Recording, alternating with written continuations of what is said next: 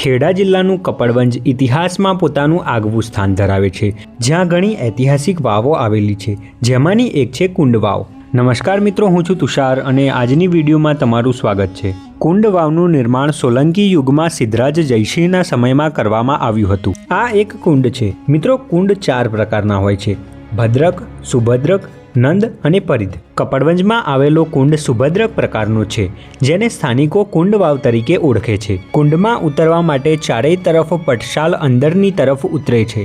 દરેક પટશાલોમાં ગોખલા આવેલા છે. આ ગોખમાં સુંદર શિલ્પો સ્થપાયા છે અને ગોખની બંને તરફ પગથિયા જોવા મળે છે. કુંડના ઉપરના ભાગમાં 3 દિશાઓમાં શૃંગાર ચોકીઓ આવેલી છે અને ચોથી દિશામાં તોરણ આવેલું છે.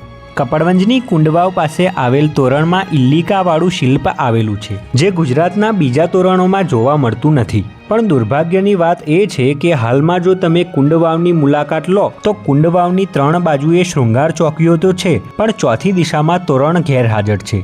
તોરણને બીજે ક્યાંય મૂકવામાં આવ્યું હશે કે શું હશે એની કોઈ જાણકારી નથી.